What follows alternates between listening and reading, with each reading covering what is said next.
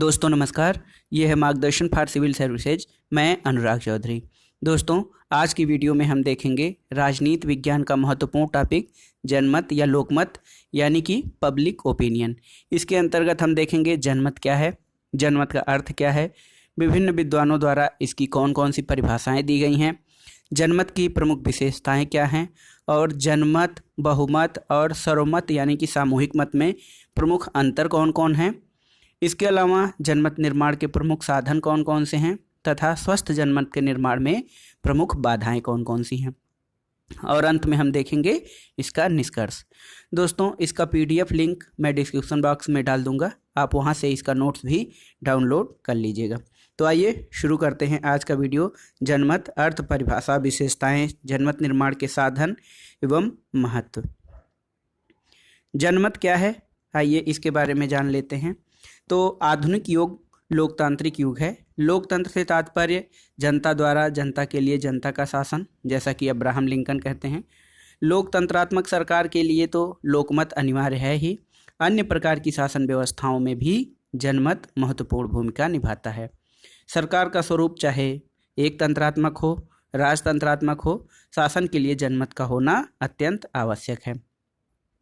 शासन का कर्तव्य यह भी है कि वह जाने कि जनता उसके शासन के बारे में क्या सोचती है, अन्यथा वह शासन की त्रुटियों को दूर करने में सफल नहीं हो सकेगा। यदि देश में विदेशी सरकार हो तो उसके लिए भी लोकमत का ज्ञान बहुत ही महत्वपूर्ण होता है, क्योंकि जनमत की नाड़ी के ज्ञान के बिना वह अपना शासन नहीं बनाए रख सकता है। विदेशी शासन बिना लोकमत के अधिक दिनों नहीं चल सकता है। भारत में अंग्रेजी राज्य का इतिहास इस बात का साक्षी है। अब आइए जान लेते हैं कि लोकमत या जनमत की सामान्य परिभाषा क्या है। तो जैसा कि ह्यूम कहते हैं कि सभी सरकारें चाहे कितनी भी दूषित क्यों न हो, ह्यूम का कथन है सभी सरकारें चाहे कितनी भी दूषित क्यों न हो अपनी शक्ति के लिए जनमत पर निर्भर होती हैं। तो लोकतंत्र में जनमत की भूमिका और भी महत्वपूर्ण हो जाती है, लेकिन कोई भी शासन व्यवस्था हो उसके लिए जनमत अनिवार्य तत्व है। अर्थ और परिभाषा जान लेते हैं। जनमत का अर्थ और परिभाषा तो मोटी मोटा देखते हैं। जनमत से अभिप्राय जनता का ऐसा मत होता है जिसका उद्देश्य लोकहित या लोक कल्याण हो। जनहित या जन कल्याण जिसका उद्देश्य हो वही जनमत है। जनता का ऐसा मत जिसका उद्देश्य लोकहित या लोक कल्याण हो जनमत कहलाता है। विभिन्न विद्वान इसके अनेक परिभाषाएं दिए हैं, उसमें हम देखते हैं सबसे पहले ब्राइस की परिभाषा। ब्राइस कहते हैं कि जनमत मनुष्य के विभिन्न दृष्टिकोणों के उस समग्रता को कहते हैं जो सार्वजनिक हित से संबंधित हो। दृष्टिकोण भिन्न भिन्न हो सकते हैं, लेकिन उसका उद्देश्य जो हो वो सार्वजनिक हित हो। अगली परिभाषा देखते हैं। सोल्टाउ एक विचारक हैं। अगली परिभाषा सोल्टाउ की है। सोल्टाउ कहते हैं कि जनमत का प्रयोग उन इच्छाओं तथा विचारों के लिए किया जाता है जो जनता अपने सामान्य जीवन के संबंध में रखती है। तो स्पष्ट है कि जनमत का जो प्रयोग है उन इच्छाओं और विचारों के लिए किया जाता है। जनमत में इच्छाएं भी हो सकती हैं और विचार भी हो सकती है, और जनता अपने सामान्य जीवन के संबंध में जो रखती है तो वो जनता के हित से ही संबंधित होगी। तो इसलिए सोल्टाउ कहते हैं कि जनमत का प्रयोग उन इच्छाओं तथा विचारों के लिए किया जाता है जो जनता अपने सामान्य जीवन के संबंध में रखती है। जेम्स यंग की बड़ी स्पष्ट परिभाषा है। जनमत एक आत्मचेतन समुदाय का सामाजिक निर्णय है। यंग के अनुसार जनमत आत्मचेतन यानी कि जागरूक और अपने बारे में सोचने विचारने की क्षमता रखने वाला समुदाय। तो आत्मचेतन समुदाय का सामाजिक निर्णय है जो सामान्य महत्व के विषय पर विचार पूर्वक सार्वजनिक विचार विमर्श के बाद लिया जाए। तो आत्मचेतन समुदाय वो होता है जिसे अपने अच्छे बुरे का ज्ञान हो, और एक सामाजिक निर्णय है जो सामाजिक विचार विमर्श के बाद लिया जाता है। अब आइए देख लेते हैं जनमत की प्रमुख विशेषताएं क्या क्या हैं। जनमत की प्रमुख विशेषताएं हम कुछ पॉइंट में देखेंगे। पहली विशेषता है जनमत की कि जनमत का संबंध किसी एक व्यक्ति या वर्ग से नहीं होता है, बल्कि इसका संबंध सार्वजनिक समस्या या विषय से होता है। तो जो जनमत है उसकी पहली विशेषता ये है कि यह एक व्यक्ति या वर्ग से नहीं बल्कि सार्वजनिक हित से संबंधित होता है।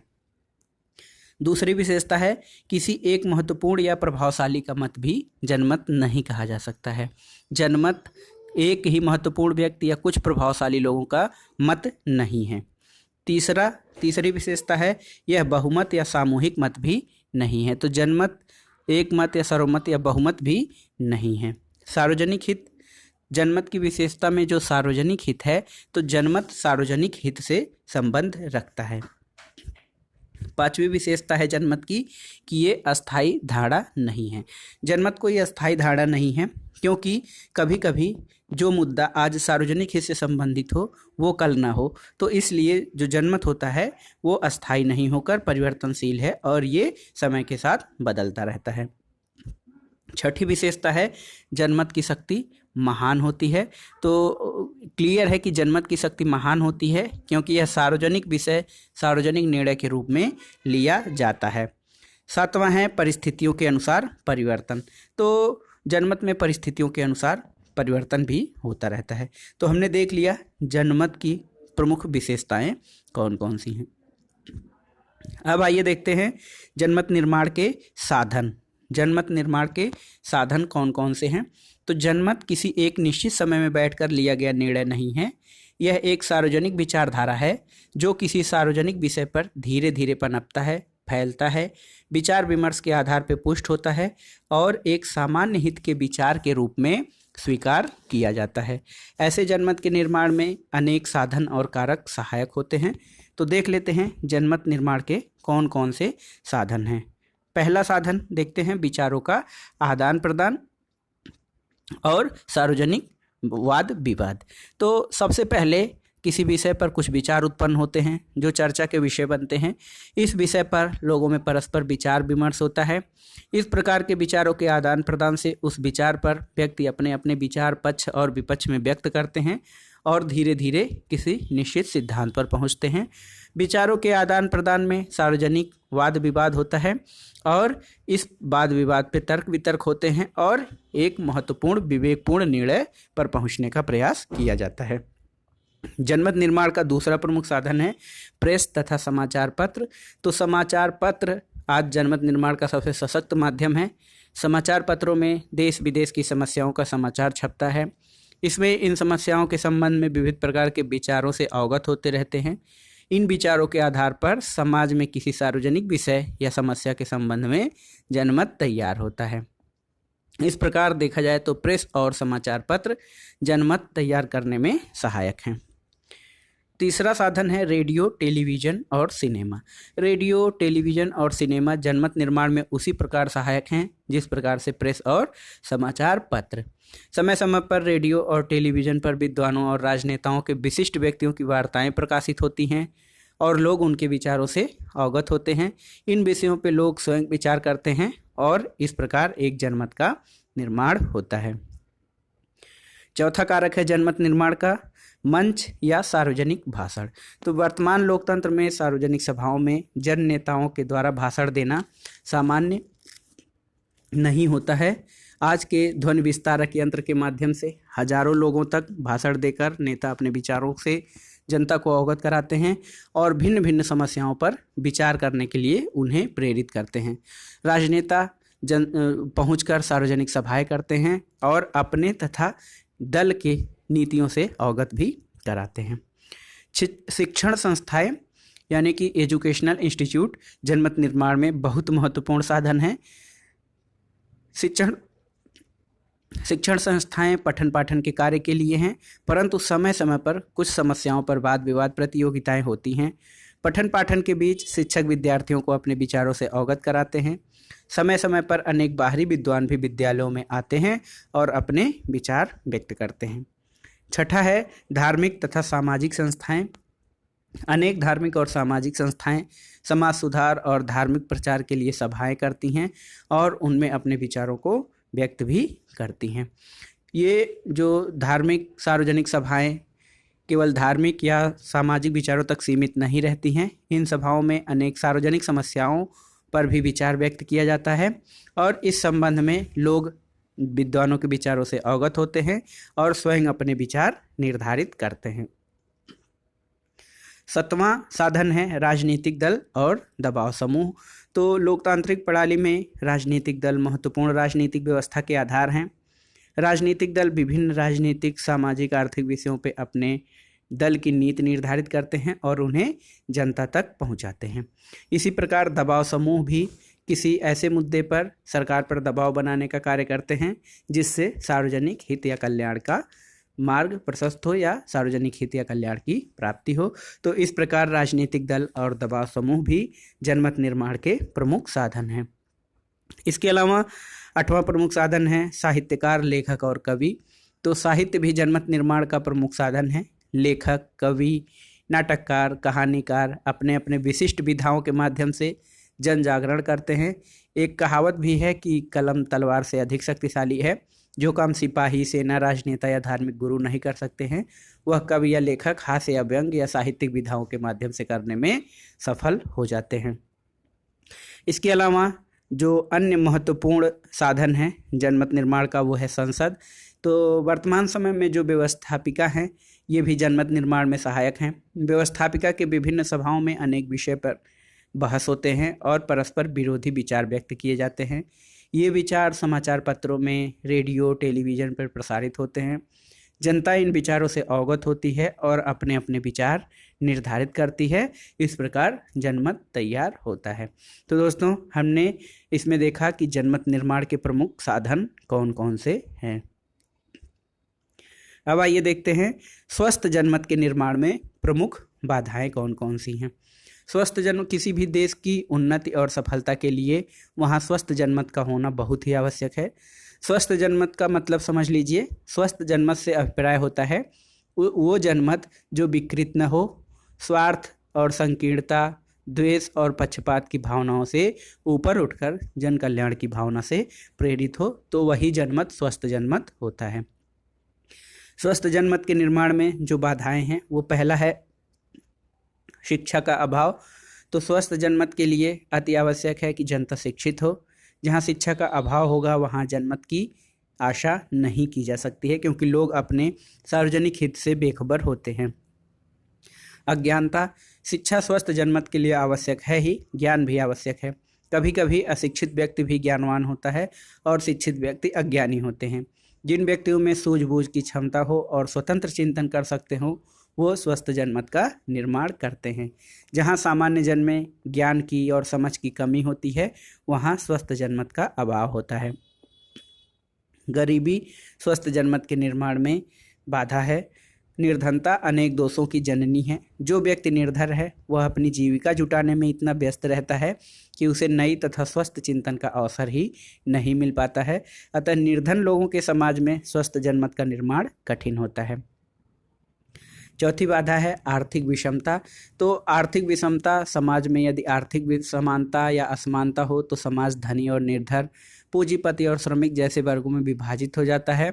समाज का एक दूसरे के प्रति संदेह और कटुता का वातावरण होता है। ऐसे समाज में स्वस्थ जनमत का निर्माण हो पाना संभव नहीं होता है। पांचवी बाधा है राजनीतिक उदासीनता।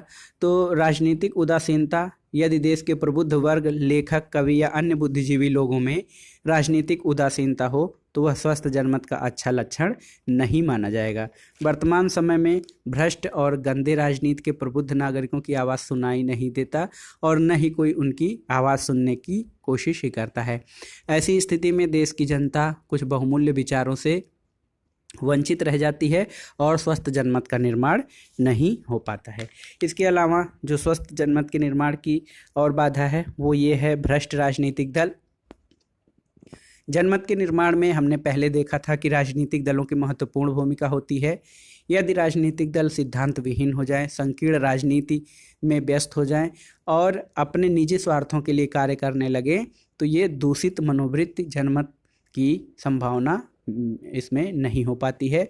आज अधिकांश राजनीतिक दल बड़े अरबपतियों से धन उगाही करते हैं और निम्न कोटि के राजनीतिक हथकंडे अपनाते हैं। प्रेस और मीडिया का पक्षपातपूर्ण होना। तो प्रेस और मीडिया का पक्षपातपूर्ण होना और गिरता स्तर जो है वो भी स्वस्थ जनमत के निर्माण में बाधा है, क्योंकि मीडिया कभी कभी भ्रामक विचारों को फैलाने लगता है। जातिवाद और सांप्रदायिकता। तो जातिवाद और सांप्रदायिकता भी स्वस्थ जनमत के निर्माण में बाधक होते हैं। वर्तमान समय में अनेक राजनीतिक दल जाति के आधार पर बनकर अलग अलग जातियों को जाति संकीर्णता के दलदल में धकेल रहे हैं और एक जाति तथा दूसरे जाति के बीच द्वेष, कटुता और शत्रुता के बीज बो रहे हैं। इसी प्रकार से कुछ राजनीतिक दल धर्म और संप्रदाय, क्षेत्रीयता को आधार बनाकर जनता को भ्रमित कर रहे हैं और उनमें संकीर्ण मनोवृत्ति बना रहे हैं। ऐसे संकीर्ण राजनीतिक वातावरण में स्वस्थ जनमत के निर्माण की आशा करना व्यर्थ है। तो हमने देख लिया कि स्वस्थ जनमत के निर्माण में प्रमुख बाधाएं कौन कौन सी हैं। अब आइए देख लेते हैं इस वीडियो का महत्वपूर्ण टॉपिक, जनमत का महत्व क्या है। तो जनमत का महत्व क्या है? पहला है शासन पर नियंत्रण। वर्तमान लोकतंत्र में सरकार की निरंकुशता और स्वेच्छाचारिता पे जनमत का ही अंकुश होता है। शासक यह समझते रहते हैं कि अपने शासन के लिए जनता के प्रति उत्तरदायी हैं और अगले निर्वाचन में फिर जनमत का सामना करना पड़ेगा, तो इसलिए इससे जनमत से शासन पर नियंत्रण रहता है। दूसरा है जनता के प्रतिनिधियों द्वारा शासन। तो लोकतंत्र में व्यवस्थापिका और कार्यपालिका के जो सदस्य होते हैं वो जनता के प्रतिनिधि होते हैं, इसलिए उनको जनता की भावनाएं और रुचि अरुचि को ध्यान में रखना पड़ता है और उसी के अनुरूप शासन भी करना पड़ता है। जनहित के कार्य। तो जनहित या जन कल्याण के कार्य सरकार लोक कल्याण के कार्य इसलिए करती है क्योंकि वे जनमत का प्रतिनिधित्व करते हैं। जनता अपने हित के लिए ही अपने प्रतिनिधियों को भेजती है। जो शासक जन कल्याण के कार्य से विमुख होते हैं उन्हें अगली बार मत की आशा नहीं रहती है। चौथा है शासन को निर्देश। तो जनमत समय समय पर अपने विचारों के द्वारा सरकार को दिशा निर्देश देती रहती है और शासन की नीति निर्धारण में सरकार की प्रत्यक्ष अथवा अप्रत्यक्ष रूप से संकेत भी करती है। पांचवा महत्व है सामाजिक नियंत्रण। तो जनमत से सामाजिक नियंत्रण का भाव भी उत्पन्न होता है। सामान्य जनता जनमत के भय के कारण असामाजिक कार्य और आचरण नहीं करते हैं। जनमत का शैक्षणिक महत्व है और इसका सामाजिकरण में भी इससे सहायता मिलती है। तो जनमत का जो शैक्षणिक महत्व है उससे यदि किसी देश का जनमत स्वस्थ हो तो वह एक अच्छे तथा योग्य शिक्षक की भूमिका निभा सकता है और यह एक सामाजिकरण का भी सशक्त माध्यम है। मनुष्यों को समाज के अनुरूप ढालने और अच्छे नागरिक बनाने में जनमत की महत्वपूर्ण भूमिका होती है। सातवां है सामाजिक तथा नैतिक मूल्यों का मापक। तो जनमत समाज के लिए और जो नैतिक मूल्य हैं उनका मापक या मानदंड भी तैयार करता है। समाज के लिए क्या उचित है और क्या अनुचित, इसका मूल्यांकन जनमत के द्वारा ही होता है। तो दोस्तों ये इसमें हमने देखा जनमत का महत्व क्या है। अब आइए देख लेते हैं निष्कर्ष। तो लोकतंत्र के वास्तविक स्वरूप को सुरक्षित रखने के लिए जनमत की महत्वपूर्ण भूमिका है। लोकतंत्र में जनमत की भूमिका और भी बढ़ जाती है, लेकिन हमने पहले देखा कि कोई भी शासन व्यवस्था हो उसमें शासक जनमत तैयार करने की कोशिश करते हैं ताकि अगली बार वे फिर सत्ता में आ सकें। तो लोकतंत्र के वास्तविक स्वरूप को सुरक्षित रखने के लिए जनमत की महत्वपूर्ण भूमिका है। स्वस्थ जनमत के अभाव में लोकतंत्र का व्यवहारिक रूप विकृत हो सकता है। Doctor AD. आशीर्वादम कहते हैं कि यदि जनमत को सार्थक होना है तो उसे सुविज्ञ, सुस्पष्ट और सुविस्तृत होना चाहिए। इसलिए कहा जाता है कि सतर्क व सुविज्ञ जनमत प्रजातंत्र का आवश्यक तत्व होता है। तो दोस्तों इस वीडियो में हमने देखा जनमत के बारे में संपूर्ण, जनमत यानी लोकमत के बारे में संपूर्ण कि जनमत का अर्थ क्या है, विभिन्न विद्वानों द्वारा इसकी परिभाषाएं क्या दी गई हैं, जनमत निर्माण के साधन कौन कौन से हैं, स्वस्थ जनमत के निर्माण में बाधाएं क्या हैं और जनमत का महत्व क्या है। अगर आपके लिए यह वीडियो उपयोगी हो और आपको पसंद आया हो तो लाइक करें, शेयर करें और इस चैनल मार्गदर्शन फॉर सिविल सर्विसेज को सब्सक्राइब भी कर लें। आगे आप किस विषय पे वीडियो चाहते हैं उस पर हमें कमेंट बॉक्स में बताइए। वीडियो देखने के लिए धन्यवाद। नमस्कार।